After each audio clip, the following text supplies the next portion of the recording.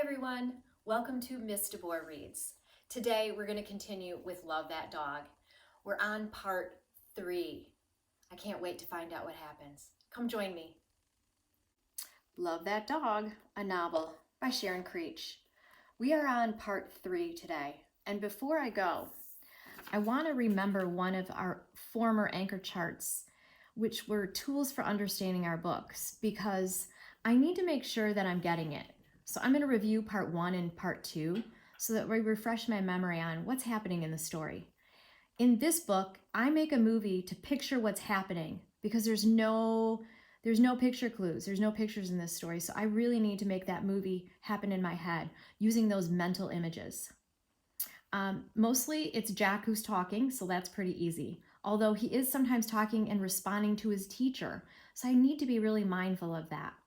And if I come to a tricky word, I'm going to say the word the best that I can and think about what it means. Here we go. And you might see that when I'm doing some poetry. So here we go with Love That Dog. The first thing that I want to remind myself in part 1 is that Jack was pretty much a reluctant poet. He wasn't really looking forward to doing this writing, but then he heard the red wheelbarrow. So much depends on a red wheelbarrow, glazed with rainwater beside the white chickens, right? So that was about agriculture. And then he was kind of inspired by Tiger, Tiger, burning bright. And he wrote about blue car, shining bright. And even there was that whole snowy poem about miles to go. And miles to go means like before I sleep is I have lots to do before I die, before I pass away in this life.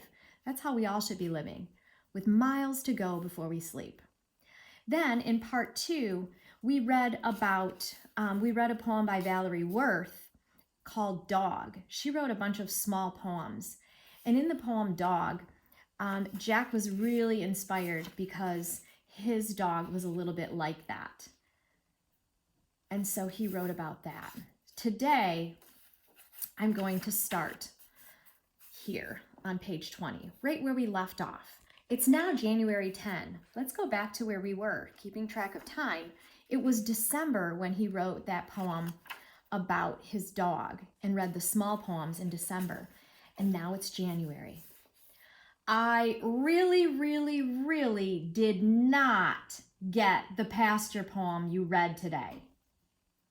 I mean, somebody's going out to the pasture to clean the spring and to get the little tottery calf while he's out there, and he isn't going to be gone long, and he wants you, Y-O-U, who is you, to come too? I mean, really? And you said that Mr. Robert Frost, who wrote about the pasture, was also the one who wrote about those snowy woods and the miles to go before he sleeps. Well, I think Mr. Robert Frost has a little too much time on his hands. Here's that poem. Maybe you'll see why Jack was confused. The Pasture by Robert Frost. I'm going out to clean the pasture spring.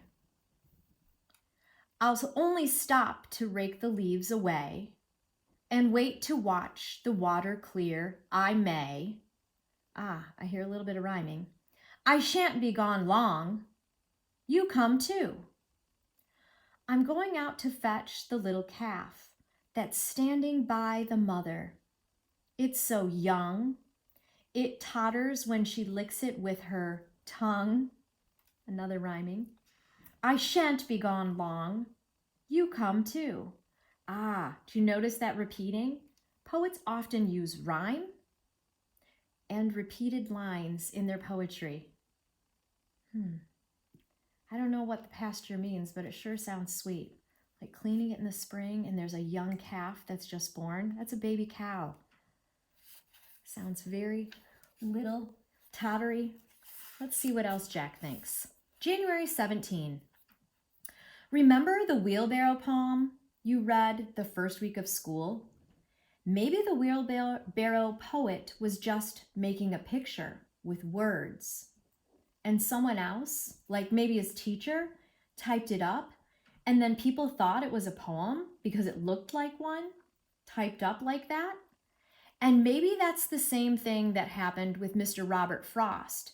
Maybe he was just making pictures with words about snowy woods and the pasture, and his teacher typed them up, and they looked like poems, so people thought they were poems.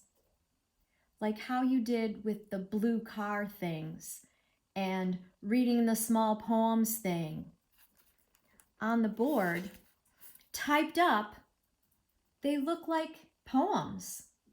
And the other kids are looking at them and they think they really are poems.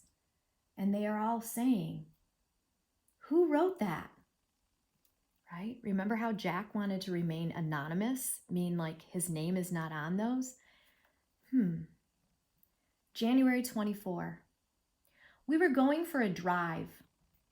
And my father said, we won't be gone long. You come too. Doesn't that remind you of the pasture? And so I went. And we drove and drove until we stopped at a red brick building with a sign in blue letters, Animal Protection Shelter. Do you know what might be at an animal protection shelter? Maybe some pets that got rescued? That's what I'm thinking.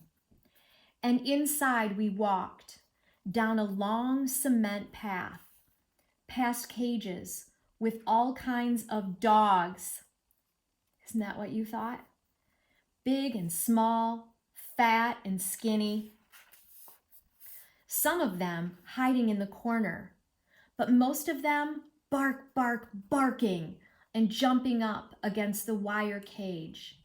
And we walked past as if they were saying, me, choose me, I'm the best one.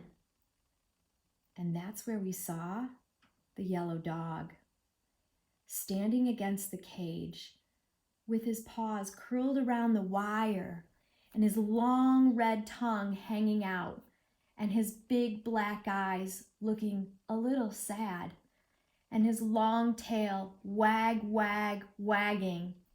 as if he were saying, me, choose me. And we did. We chose him. And in the car, he put his head against my chest and wrapped his paws around my arm as if he were saying, thank you. And the other dogs in the cages get killed dead if nobody chooses them. Whoa. Okay, this is where I'm pausing today, and this is really deep. One of the things I'm noticing about Jack's writing were these repetition, me, choose me, me, choose me, right? Isn't that what the puppies probably look like? And the barking and the wagging. This is poetry. I love it. That's what a poet would do. Even this, thank you. And it is true that many shelters, in Michigan, this is no longer true, but many times the dogs will have to be euthanized and killed if nobody chooses them. How incredible, though, that they were able to rescue a dog. Gosh, I can't wait to find out tomorrow more about Jack's yellow dog.